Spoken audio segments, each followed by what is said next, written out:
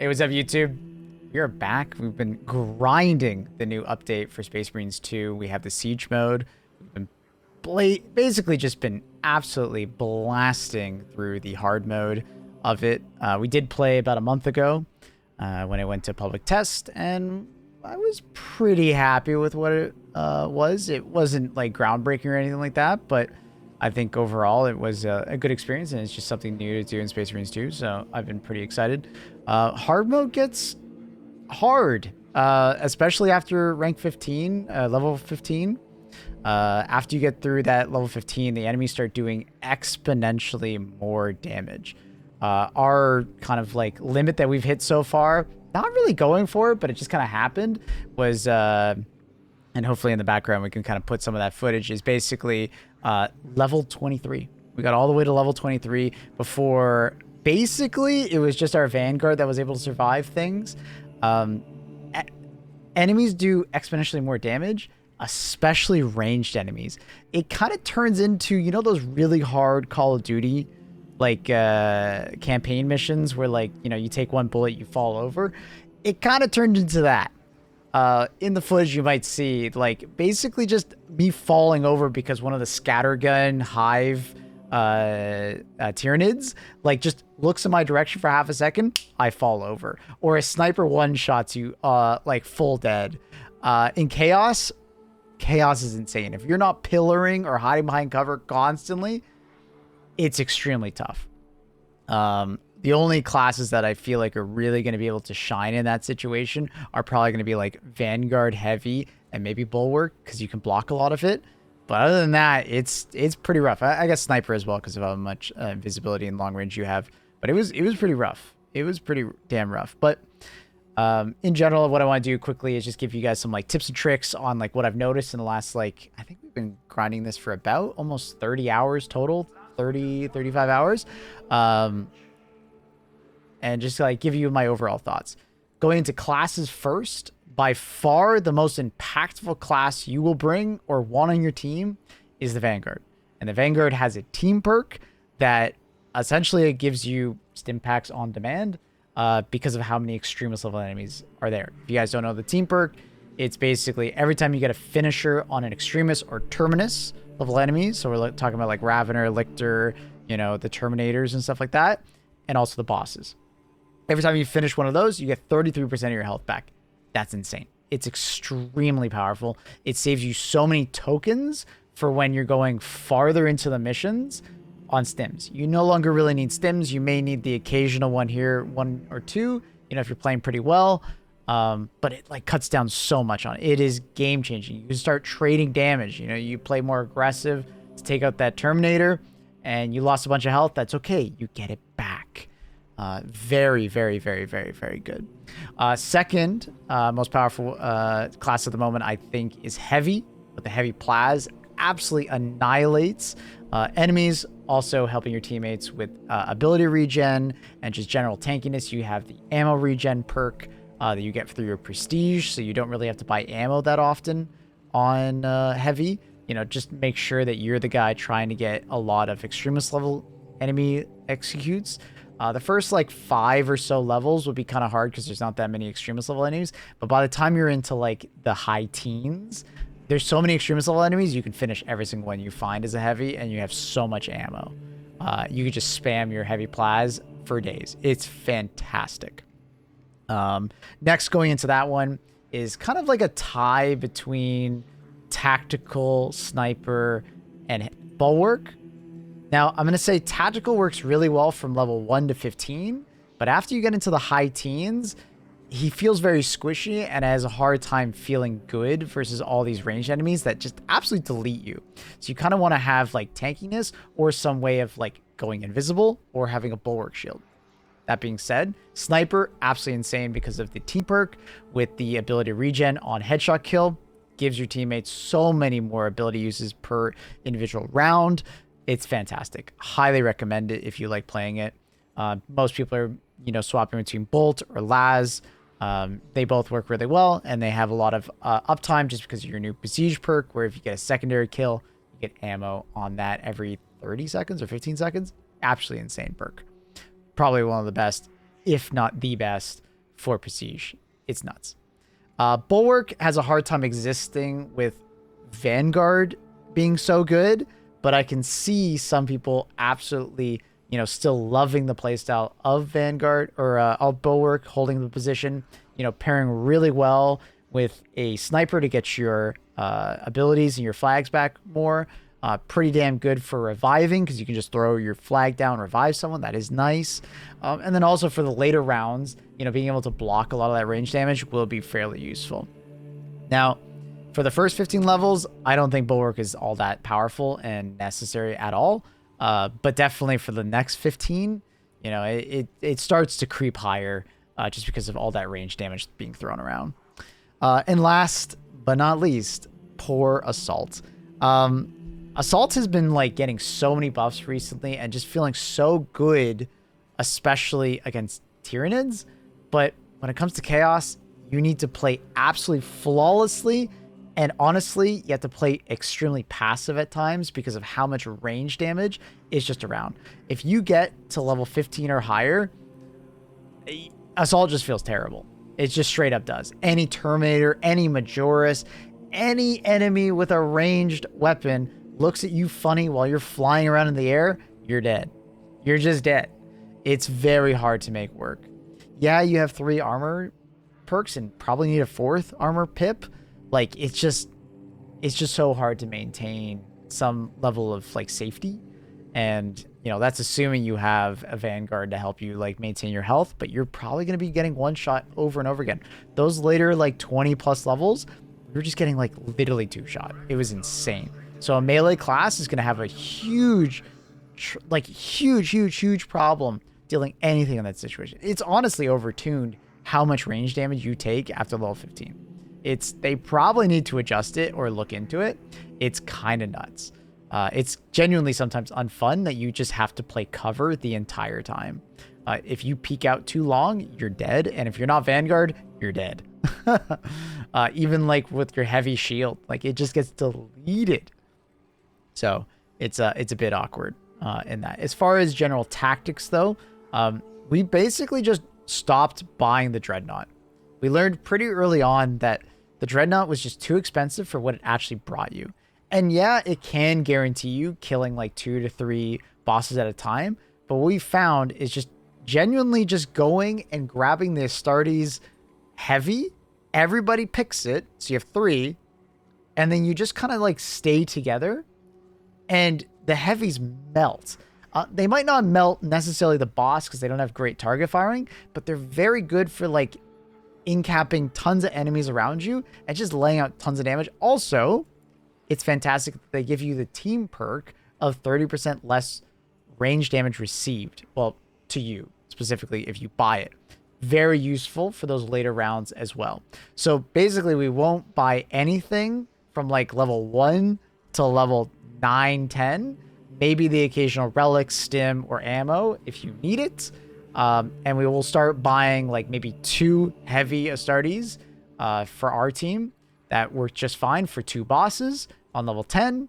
And then going into like level 15, maybe all 3 of us will buy a heavy, and then so on and so forth. Basically every boss round will have at least 1, 2, or 3 depending on how many bosses there are. For those who don't know, it is a boss on wave 5, 2 bosses on wave 10, 3 bosses on wave 15, and then there are not 4 bosses, but 3 bosses continuously after that. There's also some surprise boss waves where we have 2 bosses on wave 18, and we didn't get far enough into wave 23 to see if there were going to be 2 or 3 bosses on that one, but I'm kind of assuming there probably will be. I don't know if those like middle, like not 5 round ones are like somewhat random, because I'm pretty sure we got to wave 18 once and there's only 1 boss that spawned, not 2. So it seems like that those middle rounds in the high teens and 20s might be a little random. Hard to say exactly, but that's just what we've been noticing. In general, you definitely want to be trying to play the objectives as much as possible, those side objectives that you see. A great tactic is don't risk trying to do the objective too much mid-round. What you want to try and do is when you start seeing the enemies start getting highlighted red, that's when you know that you need to stop doing damage and start doing the objective. You can also just pay attention to the top right hand corner when the bar fills up full, that you know, that's how you know it's the last wave of enemies. So you can kind of do the Call of Duty Zombies tactic of like kneecapping them and doing the objective, right? Definitely recommend doing that just to maximize your point gain, because in the later rounds, you're going to start only getting like 10 points on finishing a round. It's abysmal. So you definitely want to try and save as many points as possible if you're really trying to push into those later rounds. That being said, trying to like find good areas on every map, I tend to find that like sometimes it might sound weird, but like tighter corridors can sometimes work really well against certain enemy types. But you definitely need to like figure out what you're fighting at that moment. If you're like being spammed by like rockets and stuff like that, and you're just in a massive area, you know, you want to find some better cover from them. Maybe find a smaller room. If you're like fighting a Neurotharp, don't be in a small compact room. Maybe find some more distance. Sometimes it was just better to separate. You know, each person finds a different spot on the map, and then they just fight their own battle. Because if you clump up too much together, there's just so many enemies on top of you, and they might not have necessarily be going for you, but they might be accidentally hitting you going for your teammate. So sometimes playing a little bit distant from one another is actually like extremely good. Finding choke points are really good, especially on that first map. You know, those narrow choke points that you get? Awesome. To kind of lock down a wave that's spawning on the far side. They're coming through. If you have a heavy gunner, grenades, you know, tactical with the perk that comes back and gives you a grenade every 1 minute is fantastic. A lot of classes, look for them. A lot of classes, including sniper, vanguard, tactical, heavy, I think even bulwark, have basically equipment on condition. So do a thing, get equipment. And if you can find melt-a-bombs, insanely good, because most of the enemies spawn in clumped up together, right? And if you can drop a melt-a-bomb in the group of like 4 extremist level enemies, insane ad clear when you can do that. It brings so much pressure off your team. For those wanting to know, extremist level enemies tend to spawn in 2 different formats. When you're playing against Chaos, it's just basic enemies that spawn first. The extremist level enemies spawn a little bit delayed afterwards. On the later rounds, they're going to start spawning at the same time right at the start, but you kind of have to pay attention to when they're going to spawn for those melt-a-bomb uses. For the Tyranids, typically Raveners and Lictors spawn early. Like as soon as the wave starts, careful, start dodging around, because they're going to start jumping off the walls. I had a situation where I was playing with 2 randoms. They both got Lictored at the same time, and I just barely dodged mine, but I wasn't able to protect them. Very scary situations where you get like 4 Lictors spawning at the same time. Just try to, you know, in that situation, you want to be like dodging at the start of the round, because they're going to be jumping off those walls for you, and you know, Raveners are going to be coming out of the ground trying to grab you as well, so careful. So yeah, melt-a-bombs really strong. Tactical perk very strong for just spamming melt-a-bombs. Like in the like 15 to 19 range or 20 range, you're literally just constantly surrounded by like a ton of extremists and majority level enemies. So just being able to throw the melt-a-bomb at your feet, dodge back once, blow it up, killing like 5 to 10 Majoris or extremist level enemies, insanely powerful. Also, top tip, stop worrying about Minoris level enemies on Tyranids. I see a huge mistake of people trying to like give a shit about them. Just kill the Majoris level enemies around them and they just fall over. Don't waste the ammo on the Minoris enemies. For the most part, they're a non-factor. You know, use them to parry and get your armor back, but, you know, don't worry so much about the, don't worry so much about like the nitty-gritty of like dealing with every single Minoris enemy. Deal with the Majoris enemies, everything else will be super easy afterwards, right? They just fall over. Other than that, yeah. Just as a general recap, heavies are insanely powerful versus dreadnoughts. 1,500 for a dreadnought, or 3 200s being spent for heavies. And honestly, those 3 heavies will probably be more impactful than the dreadnought, because they last for 5 minutes. They give you a buff against ranged, and they will last until the next round if you complete that round fast enough. because it actually pauses in between rounds, so they stick with you. Dreadnought doesn't. He just leaves immediately when the round's over. So keep that in mind. So yeah, my general thoughts on the Horde mode are as follows. I feel as if it's fun for a little while, you know, especially if you're just starting off the game. I think it's fun. But after like 10 or so hours, you're going to feel a general amount of like sameness compared to other Horde modes in other games. You only get 3 maps. Okay. And you only have 2 variations of enemies on those maps. And after you've played like maybe 10 rounds, it doesn't feel very different from one map to another and one faction to another. It'll feel pretty samey. There's no real like interesting like, you know, twists and turns. So at least at least for our team, the first 5 levels were just snooze fests after a while. And we were just like, let's just get faster into the funner, like more fun areas, which is like 15 or getting to 15 or further. But then once you get too far past 15, it kind of becomes unfun again because just too much range damage and you just fall over. Unless you're a Vanguard main, then you're having fun no matter what. Yeah, I think they just need to tune the range damage a little too much. It's just obnoxious. It's to the point where like it's not super realistic to expect anyone but like the most flawless of plays to get to 25.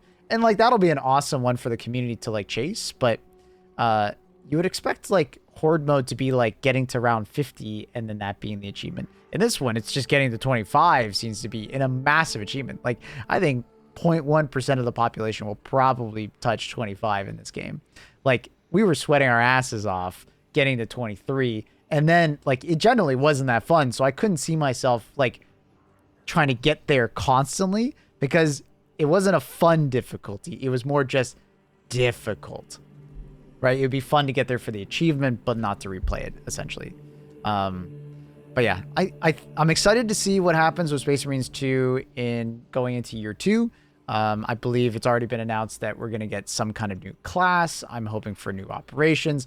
I'm hoping they expand on the Horde mode, you know, more maps, more variability, you know, even like a roguelike system where you're picking and choosing buffs and debuffs. I just feel like this Horde mode is like, it came out of 2010 game development, right? It's a bit too basic compared to like all these other Horde modes we get in other games. It just feels a bit too you know what I mean? Like it's cool, but I don't see myself wanting to grind it after I get all my XP from it. Or in general, like if I wanted to, operations is the better XP per hour if you find those gene seeds and you're just speed running those missions. So if XP is your goal, Horde mode is not exactly the best way to do it unless you're very good at clearing waves fast and getting out and in pretty fast. So last little point of contention is, and I'm sure people will mention in the comment section down below if they haven't already, they pre-typed it, is the timer debacle. We were getting disconnected quite a bit going into like the high teens, you know, like just before 20. We thought that was the timer, but I'm not quite sure if it was in hard mode. It seems like there's like an internal timer essentially that you can't see, and you get time added as you complete, right? But you'll eventually probably run out of time, especially if you're like just like sniffing the roses and stuff like that. They have said that they've improved it since the beta, but they have a fix planned at some point in the future to make it a truly unlimited mode. At the moment, it's not a truly unlimited mode. I haven't done any easy mode, so I have no idea like how far I could get in easy mode. I was purely just playing hard mode, and the unlimited mode part of hard mode is pretty unattainable unless you're like an absolute perfectionist in terms of your gameplay, or you're probably cheating. But I look forward to seeing like where the like difficulty goes into the future, and seeing if they're going to do any tuning to the range damage, because I genuinely think if they just adjusted the range damage down a little bit so it's not so crazy, it would actually be quite fun to keep going, right? Because to some extent, horde modes in other games just kind of like eventually plateau as far as difficulty, and they don't get any more difficulty. It's just like continuing to survive at that plateau. But right now it's like doing this like vertical climb after like 20, which is just insane, and it's not very fun. Like I feel like they needed to like maybe plateau a little bit earlier somewhere, and then just keep throwing extremist level enemies at great amounts, maybe throwing like random bosses at us, you know, after level 20 and stuff like that to spice things up. And maybe like applying modifiers here and there. Like I know once upon a time they said they were going to come back and add maybe like modifiers to the game. We haven't seen anything about that. Maybe that's going to be the year 2 announcement. Who knows? But yeah, I think there's a good foundation here, but it does feel a little hollow after a little while. But it's exciting to see a Horde mode. I'm excited to see where they're going to go with the future. I'm still fingers crossed that we're going to get like a chaos version of the Horde mode, just like in Space Marines 1. You play as like Space Marines if you want, right? Or if you play as like Chaos Marines, that'd be really cool. Yeah, we'll see. Anyways, YouTube, thank you so much for checking out the video. Let me know what you guys are thinking of the Horde mode. How far have you gone? What are your thoughts? You know, did I miss anything as far as tactics? Trying to do this off the top of my head after streaming. How long has it been? Almost 12 hours today and 16 hours yesterday. So I probably missed some stuff, but please feel free to put it down below. Consider liking the video. There's a link down below for our Discord, so if you want to talk about Space Marines, there's also an LFG in there. And consider coming by the stream for drops over on Twitch. You can get 3 skins. If you missed any of the events or like the early Twitch skin, they're giving them away over on Twitch drops. You just got to watch the stream for 30 minutes for the first, an hour for the second, and 2 hours total for the third. But also, I was live the entire time, so come on by the stream and talk about the game and just watch. We're just chilling in there. So, much love, YouTube. Peace out.